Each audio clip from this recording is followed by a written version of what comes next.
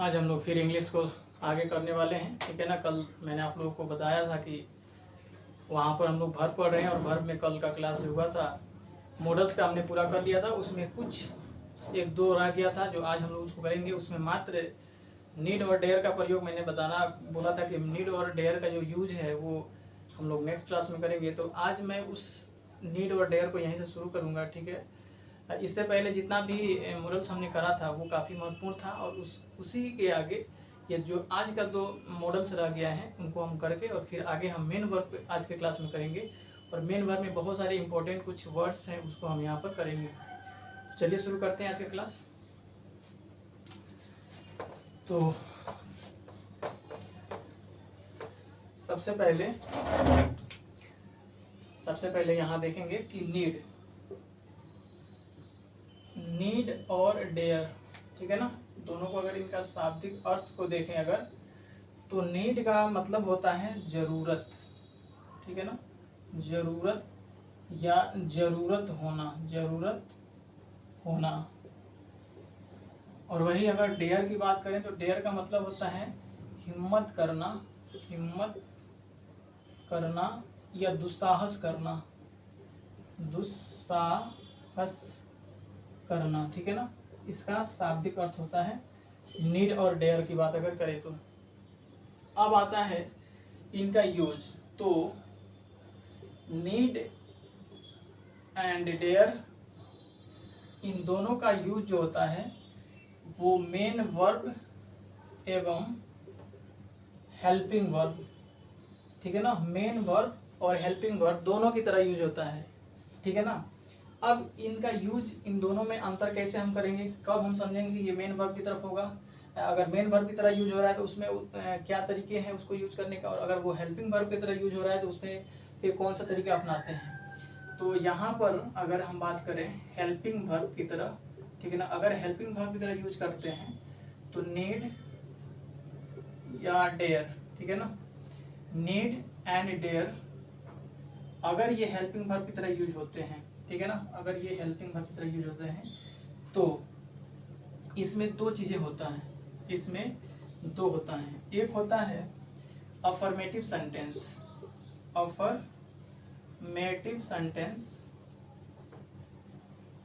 यानी कि सकारात्मक वाक्य होता है, और एक होता है नेगेटिव सेंटेंस, और इसके साथ साथ एक और ले लेते हैं इंट्रोगेटिव सेंटेंस, इंटेरोगेटिव, ठीक है ना, इंटेरोगेटिव सेंटेंस।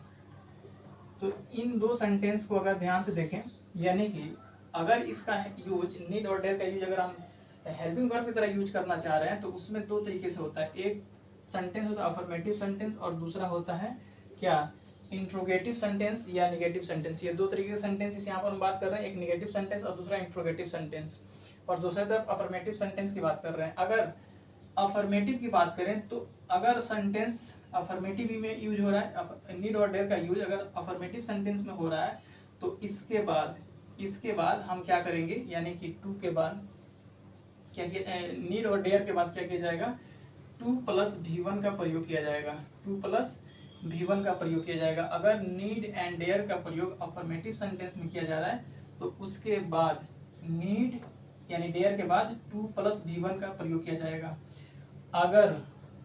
अगर इसी नीड और डेयर का यूज नेगेटिव सेंटेंस या इंट्रोगेटिव सेंटेंस के सेंस में किया जा रहा है या इस सेंटेंस में किया जा रहा है तो वहां पर केवल V1 का प्रयोग किया जाएगा, V1 का प्रयोग किया जाएगा। एग्जाम्पल कैसे,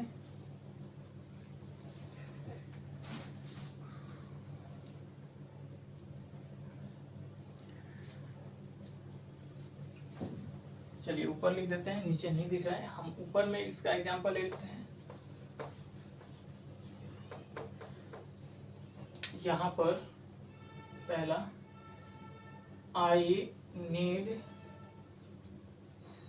टू बाई अ बुक, ये कैसा सेंटेंस है, देखो ये I need two by a book ये अफर्मेटिव सेंटेंस है, अफर्मेटिव सेंटेंस है। जहाँ अफर्मेटिव सेंटेंस होगा उसमें नीड के बाद टू लगेगा, ठीक है ना। दूसरा एग्जांपल लेते हैं, I need not by a book. तो यहाँ पर ये नेगेटिव हो गया ना, यहाँ पर ये हो गया नेगेटिव सेंटेंस। तो जब नेगेटिव सेंटेंस होगा तो उसमें हम क्या करेंगे, नीड के बाद केवल केवल क्या होगा, V1 का प्रयोग होगा, यानी कि यहाँ पर V1 का प्रयोग, टू का प्रयोग इसमें नहीं होगा। यहाँ पर ये किस तरीके से यूज हो रहा है, यहाँ पर ये हेल्पिंग वर्ब की तरह यूज हो रहा है, ठीक है ना, ये हेल्पिंग वर्ब की तरह यूज हो रहा है, ये ध्यान रखेंगे। दूसरा एग्जाम्पल, अगर हम नेक्स्ट एग्जाम्पल इसकी बात करें तो इसमें हम ऐसा सोच सकते हैं, जैसे इसका इंट्रोगेटिव अगर बनाए तो हम लिख सकते हैं नीड आई अब बाई अ बुक, ठीक है ना, need I by a book. तो यहाँ पर क्या होगा, need I by a book, यहाँ पर भी क्या होगा, टू का प्रयोग नहीं होगा अगर वो इंट्रोगेटिव है तो, ठीक है ना, ये कैसा है, इंट्रोगेटिव है। अगर नेगेटिव है तब भी टू का प्रयोग नहीं होगा। अगर वो क्या है, अफर्मेटिव सेंटेंस है तो टू का प्रयोग यहाँ पर होगा, ठीक है ना। अब डेयर पर एक एग्जांपल देते हैं, जैसे हम कहें यू डेयर टू स्पीक,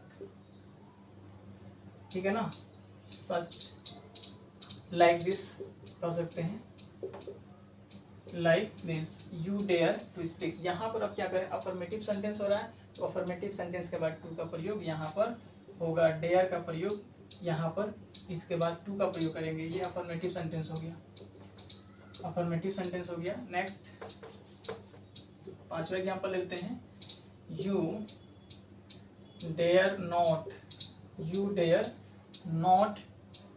ठीक है ना, speak, you dare not speak like this, ठीक है, you dare not speak like this.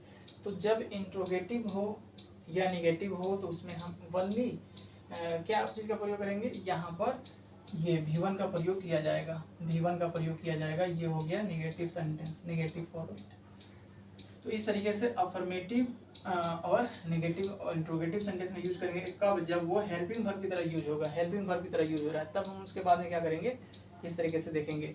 अब आता है नेक्स्ट जो मेन वर्ब की तरह यूज होता है, यानी कि इसका अगर हम देखें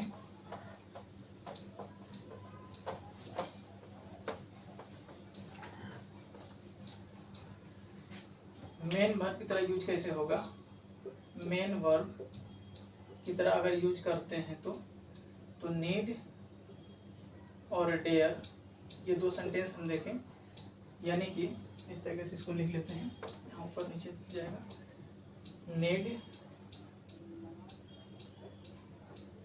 एंड डेयर, और इसके पहले ये मेन वर्ब तब होगा ना, मेन वर्ब कैसे होता है, उसके पहले अगर ये मेन वर्ब में हो, ठीक है ना, मेन वर्ब, एम भी लिखते हैं यहाँ पर, एम वर्ब, मेन वर्ब, और इसके पहले कोई हेल्पिंग वर्ब हो, कोई हेल्पिंग वर्ब हो, तो इसके जस्ट बाद चाहे वो इंट्रोगेटिव सेंटेंस हो, चाहे अफर्मेटिव सेंटेंस हो, चाहे वो इंट्रोगेटिव या निगेटिव कोई भी सेंटेंस हो, इसमें चाहे वो किसी भी प्रकार का सेंटेंस हो, ठीक है ना, यानी कि इसकी बात करें तो अफर्मेटिव भी हो, इस तरीके से किसी पॉजिटिव हो या नेगेटिव हो या फिर इंट्रोगेटिव हो, ये साइन क्या दर्शा रहा है, पॉजिटिव अफर्मेटिव दर्शा रहा है, ये माइनस क्या दर्शा रहा है, नेगेटिव दर्शा रहा है, और ये साइन ऐसे है क्वेश्चन मार्क का साइन दिखा रहा है, मतलब ये इंट्रोगेटिव सेंटेंस हो तब भी, कोई भी इन तीनों में से कोई भी हो, इन सब के साथ हमेशा 2+V1 का प्रयोग होगा, 2+V1 का प्रयोग होगा।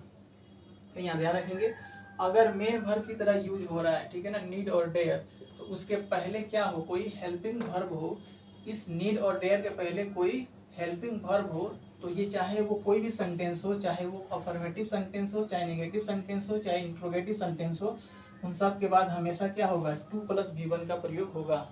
जैसे एग्जाम्पल देखते थे इसका, जैसे कहें आई डू नॉट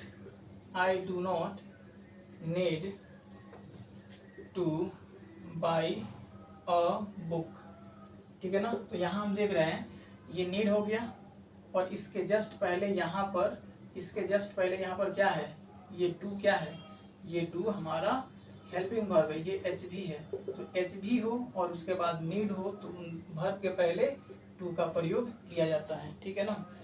नीड हो और नीड से पहले कोई हेल्पिंग वर्ब हो तो ये यहाँ पर ये क्या हो गया, मेन वर्ब की तरह हो गया और इसके जस्ट बाद टू का प्रयोग किया जाएगा। दूसरा हम कहें कि I will not need to go there, ठीक है ना, I will not need to go there. तो यहाँ पर नीड देखते हैं और नीड से जस्ट पहले हम क्या देख रहे हैं कि यहाँ पर एक हेल्पिंग वर्ब लिखा हुआ है, तो इसके बाद क्या होगा, टू का प्रयोग किया जाएगा और यहाँ एम भी की तरह ये कार्य करेगा, नीड। उसी तरीके से अच्छा इसका अर्थ अगर हम बात करें तो अर्थ बहुत सिंपल है, मैं पहले ही नीड का बता दिया था कि नीड का मतलब जरूरत होना या जरूरत है, जरूरत इस सेंस में होता है। तो यहाँ I will not need to go there यानी कि मुझे वहां जाने की जरूरत नहीं होगी, ये बात ऐसा कर रहा है, मुझे वहां जाने की जरूरत नहीं होगी, ठीक है ना। अब देखो नेक्स्ट उसी तरह से इसका करें, I do not need two by a book, मुझे एक पुस्तक खरीदने की आवश्यकता या जरूरत नहीं है, ठीक है ना। तो ये हो गया इस तरीके से। अब अगला सेंटेंस अगर डेयर पर देखें, ठीक है ना, हाँ तो अगर डेयर की बात करें तो you do not dare to talk, ठीक है ना, you do not dare to talk. यहाँ पर देख रहे हैं डेयर है और डेयर से जस्ट पहले यहाँ पर क्या है, हेल्पिंग वर्ब है, ठीक है ना, ये हेल्पिंग वर्ब है और हेल्पिंग वर्ब है तो ये क्या हो गया, एम भी हो गया और एम भी के बाद क्या होना चाहिए, टू का प्रयोग होना चाहिए, तो ये हो गया। अब यहाँ ध्यान दो कि हम हेल्पिंग वर्ब कैसे समझ ले रहे हैं कि ये हेल्पिंग वर्ब है। तो हेल्पिंग वर्ब का ये एक विशेषता है कि नॉट जो लगता है ना, नॉट हमेशा वो हेल्पिंग वर्ब के बाद लगता है। तो यहाँ देखो इस सेंटेंस में, इस वाले सेंटेंस में नॉट लगा है तो नॉट के जस्ट पहले जो वर्ड है वो क्या है, हेल्पिंग वर्ब ही तो है। यहाँ पर भी अगर देख रहे हैं नॉट है तो नॉट के जस्ट पहले क्या है, विल है, तो ये भी क्या है, हेल्पिंग वर्ब ही तो है। यहाँ भी देख रहे हैं तो ये इस तरीके से हम आइडेंटिफाई कर लेते हैं कि वो हेल्पिंग वर्ब है या क्या, ठीक है ना। तो इस तरीके से अगर हेल्पिंग वर्ब हो तो नीड और डेयर के बाद क्या लगा, कोई भी सेंटेंस हो वो नीड और डेयर के बाद हमेशा टू लगाते हैं। नेक्स्ट है, नेक्स्ट एक और इस पर वाक्य देख लेते हैं। जैसे हम कहें कि you needs not to go there, ठीक है ना। ये सेंटेंस देखो कह रहा है you needs not to go there. पहली चीज तो ये कैसी सेंटेंस कैसा है, तो ये नेगेटिव सेंटेंस है। तो नेगेटिव सेंटेंस में हम जानते हैं कि नीड्स के बाद हमेशा टू लगाते हैं, ठीक है। नेगेटिव सेंटेंस में नीड्स के बाद हमेशा टू लगाते हैं, लेकिन यहाँ पर देखो जब वो हेल्पिंग वर्ब की तरह हो तो ये हेल्पिंग वर्ब है, नीड क्या होना चाहिए, हेल्पिंग।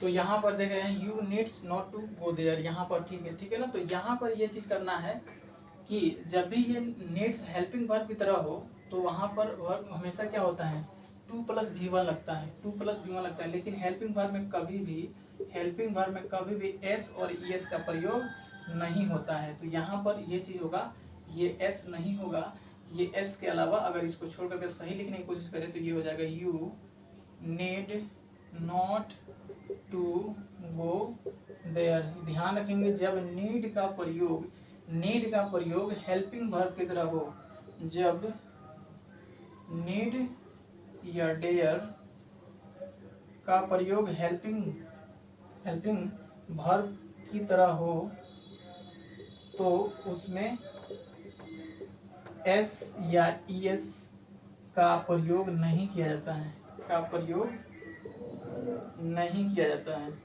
ठीक है ना, ये ध्यान रखना। बट यदि ये मेन वर्ब की तरह हो, लेकिन अगर ये मेन वर्ब की तरह हो तो उसके साथ नीड और डेयर के साथ एस लगा सकते हैं। जैसे हम कहें कि ही नीड्स मी, तो यहाँ पर एस लग सकता है, ये ध्यान रखना, ये मेन वर्ब की तरह यूज हो रहा है, ठीक है ना। तो जब मेन वर्ब की तरह होगा तो एस लगा सकते हैं, लेकिन जब वो हेल्पिंग वर्ब की तरह यूज होगा तो एस का प्रयोग नहीं होगा, क्योंकि हेल्पिंग वर्ब में किसी भी हेल्पिंग वर्ब में एस का या ES का प्रयोग नहीं होता है, ठीक है ना। जैसे इज है तो इज में एस लगाओ तो क्या होगा, ये ऐसे थोड़ा पढ़ोगे, इजी थोड़ा पढ़ोगे, या आर है तो उसमें एस लगा RS थोड़ा पढ़ोगे, इसलिए नहीं लगता है। एम है तो एम में कौन सा एस लगाओगे, एम एस, ऐसा कुछ नहीं होता है, ठीक है ना। तो ये ध्यान रखना है, हेल्पिंग वर्ब के साथ ये नहीं होता है। तो ये हो गया हमारा हेल्पिंग वर्ब में जो सबसे महत्वपूर्ण था, नीड और डेयर, ठीक है ना। अब इसके बाद नेक्स्ट है वर्ब टू बी। तो वर्ब टू बी की बात करें, वर्ब टू बी में, तो इसमें बताया था वर्ब टू बी में, यानी कि ये हम एक्चुअल में प्राइमरी ऑक्सिलरी वर्ब की बात कर रहे हैं। प्राइमरी ऑक्सिलरी वर्ब में ये पहला होता है वर्ब टू बी, और इसमें जो होता है list, is, are, am, was, were, be और बीन, ये शब्द होते हैं is, are, am, was, were, be and been. तो ये वर्ब टू बी होता है। पर हम सब जानते हैं कि सेंटेंस जो टेंस होता है उस टेंस के अकॉर्डिंगली ये इनका यूज भी अलग अलग होता है। अगर इसमें इज, आर, एम की बात करें तो ये प्रेजेंट टेंस के साथ यूज होता है, और अगर इसमें हम बात करें वाज और वेयर का तो ये पास्ट टेंस के साथ होता है, ये हम टेंस में पढ़ेंगे। और यहाँ पर भी इसका भी प्रयोग अलग अलग टेंस में होता है। कभी इसका प्रयोग सभी टेंस में होता है, चाहे वो प्रेजेंट हो, पास्ट हो, किसी भी हो, इस तरीके से यूज होता है। तो ये याद रखेंगे, बहुत ही सिंपल है, यहाँ पर कोई खास बात नहीं है। इसको टेंस जब पढ़ेंगे तो वहाँ पर ये इसको क्लियर कर जाएंगे। इसके साथ साथ एक चीज़ और हम देखें, अगर वर्ब टू की बात करें तो ये वर्ब टू भी, ठीक है ना, वर्ब टू भी एक टेंस के अलावा अगर एक चीज़ और देखें तो वो होता है वर्ब ऑफ कम्प्लीशन, ठीक है ना, वर्ब ऑफ कॉम्प्लीशन। कॉम्प्लीशन ये इस तरह कंप्लीट करता है किसी चीज को। जैसे हम एग्जाम्पल ले लें, ही इज अ डॉक्टर, ठीक है ना, he is a student, I am a teacher, ठीक है ना, you are a good boy. तो यहाँ पर ये जो सेंटेंसेस लिखे जा रहे हैं, तो यहाँ पर ये क्या दे रहा है, एक कंप्लीट को, कंप्लीशन को दर्शा रहा है, यानी कि वर्ब ऑफ कंप्लीशन यहाँ पर कर रहे हैं, यानी कि इस तरह के सेंटेंसेस को वर्ब ऑफ कंप्लीशन कह सकते हैं, ठीक है ना। इसमें क्या होता है कि इज जो यहाँ पर होगा ये कंप्लीट सेंटेंस को कंप्लीट करता है, ठीक है ना। ही इज ए डॉक्टर, तो यहाँ एक डॉक्टर क्या है, यानी कि अगर ये वर्ब ऑफ कंप्लीशन की तरह यूज होता है तो इन सारे शब्दों के बाद क्या यूज होगा, इन सारे शब्दों के बाद कोई नाउन होगा या प्रोनाउन होगा, इस तरीके से शब्द यूज होते हैं। तो अगर इन शब्द के बाद ये वर्ब टू बी के बाद नाउन या प्रोनाउन यूज हो रहा है तो उसको वर्ब ऑफ कंप्लीशन कहते हैं। जैसे यहाँ पर he is a doctor, he is a student, he is I am a teacher, you are a good boy. तो इस तरीके से यहाँ पर जो हो रहा है ये सारे के सारे क्या है, ये नाउन है।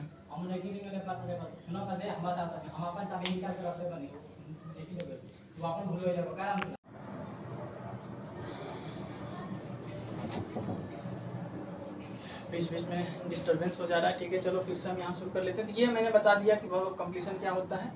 तो इस तरीके से जब भी देखेंगे तो वर्ब टू बी के बाद इस तरीके से, यानी कि ये कोई मतलब कि एक्शन को नहीं दर्शा रहा है। मैंने बताया था ना कि एक अवस्था स्टेट ऑफ बीइंग, तो वह स्टेट ऑफ बीइंग को ही दर्शा रहा है, ठीक है ना। इसी को वर्ब ऑफ कंप्लीशन कहते हैं, ठीक है ना। अब इसके बाद अगर हम देखें नेक्स्ट, इसका हम देखेंगे यूज वॉइस, नरेशन और टेंस में वर्ब टू बी का।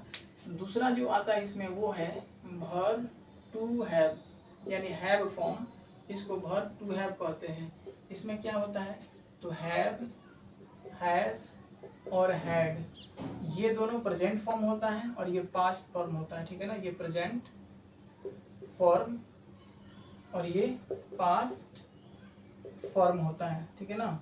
ये भूतकाल समय में यानी बीते हुए समय में यूज होता है और ये प्रेजेंट फॉर्म में दर्शाया जाता है। अब इन टेंस में भी इसका देखें तो इनका प्रयोग क्या होता है, प्रेजेंट परफेक्ट यानी परफेक्ट टेंस, कोई भी टेंस हो, perfect and perfect continuous, perfect continuous, ठीक है ना।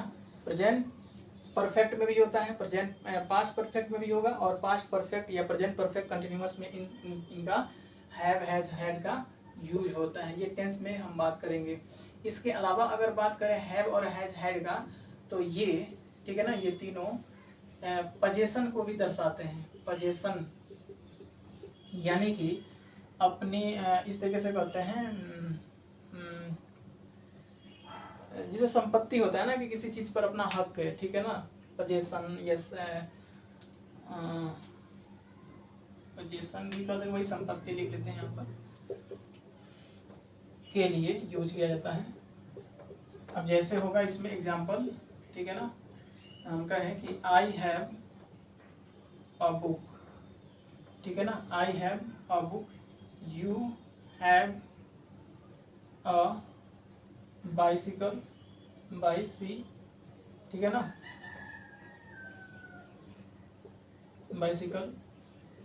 बाइसिकल इस तरीके से। नेक्स्ट है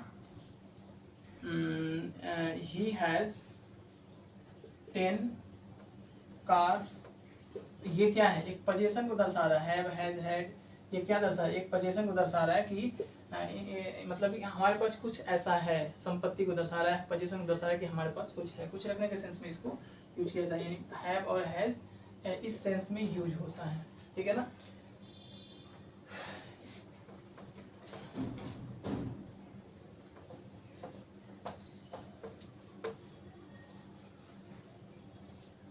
इसके बाद जो तीसरा है इसमें डू फॉर्म, ठीक है ना, डू फॉर्म कहते हैं, वर्ब टू डू, हाँ ठीक है, वर्ब टू डू, तो इसको डू फॉर्म कहते हैं। इसमें 3 शब्द आते हैं, डू, डज और डिड, डू, डज और डिड।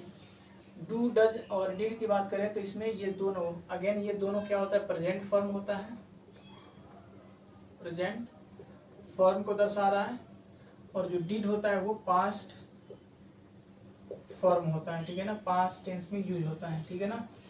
एक बात और, इनमें से इज, आर, एम, यानी कि तीनों की बात करें, पहले एक इसको कर लेते हैं फिर इन दोनों की बात करते हैं, ठीक है ना। डू, डज, डिड, तीनों की बात करें तो ये दोनों प्रेजेंट फॉर्म है और डिड पास्ट फॉर्म में है।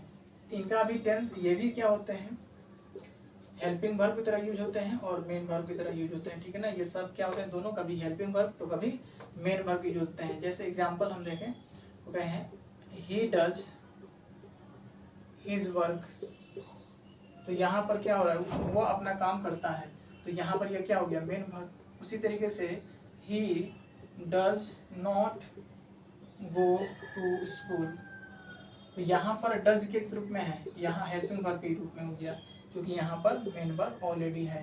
तो डज हो, डू हो, डिड हो, इस तरीके से दूसरा लेते हैं, ही डिड हिज वर्क, उसने अपना काम किया, तो यहाँ पर डिड क्या हो गया, मेन वर्ब की तरह यूज हो गया। और उसी तरीके से यहाँ पर फिर अगला एग्जांपल है, he did not go there, ठीक है ना, वो वहाँ नहीं गया, ठीक है ना। इसका मतलब यहाँ डिड क्या हो गया, हेल्पिंग वर्ब हो गया, और यहाँ पर ये हो गया मेन वर्ब। तो इन सारे शब्दों को देखें तो कभी वो हेल्पिंग वर्ब की तरह यूज होते हैं, कभी मेन वर्ब की तरह यूज होते हैं। दोनों का यूज, दोनों इन सब का यूज दोनों की तरह होता है। वहाँ पर भी अगर देखें बी फॉर्म वाला, यानी is, are, am, was, there, been जो भी था, उनका भी प्रयोग इस तरह से कभी मेन वर्ब की तरह यूज होता है और कभी हेल्पिंग वर्ब की तरह भी यूज होता है, ठीक है ना। इनका भी मेन वर्ब और हेल्पिंग वर्ब की तरह होता है। सेम उसी तरीके से हैव फॉर्म वाला भी क्या होता है, हैव फॉर्म वाला भी हेल्पिंग वर्ब और मेन वर्ब दोनों की तरह यूज होता है। हेल्पिंग वर्ब भी और हेल्पिंग वर्ब दोनों तरह का यूज होता है। अब इन दोनों पर एक एक एग्जांपल ऐसा देते हैं, जैसे कहें he is a स्टूडेंट, तो वहाँ जो पहला एग्जांपल लिया था वहाँ पर, तो यहाँ ये मेन वर्ब ही तो है, ठीक है ना, ये मेन वर्ब ही है। ये क्या हो गया, इस तरीके से ये नाउन हो गया, ठीक है ना, ये नाउन हो गया, ये भी नाउन है। तो यहाँ पर इस तरीके से होता है। वही उसी तरह करें, he is playing cricket, he is playing cricket, तो यहाँ पर ये क्या हो गया, हेल्पिंग वर्ब की तरह यूज हो गया। यहाँ पर ये हेल्पिंग वर्ब और यहाँ चूंकि मेन वर्ब है, तो ये हेल्पिंग वर्ब की तरह यूज होता है और मेन वर्ब की तरह भी यूज होता है, दोनों को ध्यान रखेंगे। तो ये हो गया हमारा प्राइमरी ऑक्सिलरी वर्ब भी कंप्लीट होता है यहाँ पर, ठीक है ना। अब हमने पूरा पढ़ लिया कौन सा, जो वर्ब पहले मैंने बताया था कि वर्ब 2 टाइप का होता है, एक होता है ऑक्सिलरी वर्ब या हेल्पिंग वर्ब और दूसरा होता है मेन वर्ब। ऑक्सिलरी वर्ब में 2 टाइप होते हैं, एक मॉडल्स होते हैं, दूसरा प्राइमरी ऑक्सिलरी वर्ब होता है। मॉडल्स में भी 2 तरीके से होते हैं, एक मार्जिनल होता है या सेमी मॉडल्स कहते हैं उसको, और एक मेन मॉडल होता है। उसमें मैंने बताया था कि shall, should, will, would, can, could, may, might, must, ought to, need, dare and use to, both are main modals, ठीक है ना। मॉडल्स की अगर पूरी कैटेगरी की बात करें, इसमें से 3 शब्द को अगर इसमें से निकाल दें, यूज टू और नीड एंड डेयर, तो ये इसको हम कहते हैं सेमी मॉडल्स या मार्जिनल मॉडल्स कहते हैं, जो कि आज की क्लास में मैंने बताया था नीड और डेयर के यूज। नीड और डेयर के यूज के बारे में अगर कहें तो नीड और डेयर 2 तरीके से यूज होता है, यानी कि मेन वर्ब की तरह होता है और हेल्पिंग वर्ब की तरह भी यूज होता है। अगर मेन वर्ब की तरह यूज होता है, अगर मेन वर्ब की यूज होता है यानी कि उससे पहले कोई हेल्पिंग वर्ब होता है, तो चाहे वो नेगेटिव हो, चाहे वो अफर्मेटिव सेंटेंस हो, चाहे वो इंट्रोगेटिव सेंटेंस हो, उन सब में नीड और डेयर के बाद 2 + V1 का प्रयोग होता है। और यदि वो नीड और डेयर हेल्पिंग वर्ब की तरह यूज होता है तो उसके बाद, यानी कि हेल्पिंग वर्ब की तरह यूज होता है तो उसमें 2 तरीके से हो जाता है, एक अफर्मेटिव के लिए दूसरा, और फिर नेगेटिव और इंट्रोगेटिव के लिए दूसरा। अगर हेल्पिंग वर्ब है और एफर्मेटिव की बात करें तो उसमें 2 + V1 का प्रयोग करते हैं, यानी कि नीड और डेयर के बाद 2 + V1 का प्रयोग होता है। जैसे example, I need two by a car, I need two by a car, ठीक है ना, मुझे एक कार खरीदने की जरूरत है। तो यहाँ पर हम क्या करें, पॉजिटिव या अफर्मेटिव सेंटेंस की तरह यूज रहा है, तो यहाँ पर नीड के बाद 2 + V1 का प्रयोग होगा। वहीं अगर निगेटिव में चले जाएं तो वहाँ पर 2 का प्रयोग नहीं होगा, सिर्फ V1 का प्रयोग होगा। जैसे I need not by a car, तो यहाँ पर 2 नहीं लगाएंगे। डेयर में भी वैसे ही यूज करेंगे, ठीक है ना। तो ये हो गया नीड और डेयर। नीड और डेयर के बाद फिर मैंने बताया आप लोगों को कि जो नेक्स्ट प्राइमरी ऑक्सिलरी वर्ब है उसमें बी फॉर्म है, डू फॉर्म है, हैव फॉर्म है। तो बी फॉर्म के लिए बताया था कि ये वर्ब ऑफ कंप्लीशन का कार्य करते हैं, स्टेट ऑफ बीइंग को बताते हैं। इनका प्रयोग टेंस में भी अलग अलग तरीके से होता है, जो कि आगे हम क्लास में देखेंगे जब टेंस पढ़ेंगे। तो वॉइस में भी इनका यूज अलग तरीके से होता है। इसमें इज आर एम को बताया कि ये प्रेजेंट फॉर्म को दर्शाते हैं, और वाज और वेयर को बताया कि वो पास्ट फॉर्म को दर्शाते हैं, ठीक है ना। बी और बीन ये सभी टेंस में प्रयोग हो जाते हैं, ठीक है ना। और फिर देखें तो बी और इसका नेक्स्ट हैव फॉर्म था, तो हैव फॉर्म में हैज और हैव और हैड, ये 3 शब्द यहाँ भी आए हैं। तो हैव और हैज ये दोनों था प्रेजेंट फॉर्म, और हैड है पास्ट फॉर्म। हैव और हैज का प्रयोग अगर देखें तो 2 तरीके से होता है, यानी इन तीनों का प्रयोग 2 तरीके से होता है। हैव और हैज, हैड को तीनों को अगर देखें तो 2 तरीके से होता है। एक होता है मेन वर्ब की तरह, और एक होता है हेल्पिंग वर्ब की तरह। मेन वर्ब की तरह होगा, ठीक है ना, तो टेंस में वो मेन वर्ब की तरह होगा। जैसे कि इसमें वो दिखाएगा पोजीशन को दर्शाता है, ठीक है ना। हेल्प मेन वर्ब की तरह यूज होगा। तो हैव हैज हैड क्या दर्शाता है, पोजीशन, मतलब कि अपना वहाँ पर दर्शाएगा। जैसे I have a car, I have a pen, I have a book, इस तरीके से जो भी होगा तो यहाँ पर वो हैव पोजीशन दर्शा रहा है। और दूसरी तरफ हम देखें तो अगर इसका हेल्पिंग वर्ब में चले जाते हैं तो हेल्पिंग वर्ब में वो टेंस को डिसाइड करता है, प्रेजेंट परफेक्ट या पास्ट परफेक्ट हो या कोई भी फ्यूचर परफेक्ट है, तो वहाँ पर इसका यूज होते हैं, खासतौर से हैव का भी, ठीक है ना। हैव का प्रयोग हम टेंस में पढ़ेंगे, केवल परफेक्ट टेंस में, फ्यूचर में होता है। और बाकी प्रेजेंट परफेक्ट में तो दोनों का यूज होता है, हैज और हैव का। पास्ट परफेक्ट में चले जाएंगे तो हैड का प्रयोग होगा, वहाँ पर केवल हैड का प्रयोग होता है, ठीक है ना, पास्ट टेंस में अगर हैड की बात करेंगे तो इस तरीके से कुल मिलाकर के हमने देखा। और फिर अगला जो रह गया था डू फॉर्म, यानी कि डू डज डिड।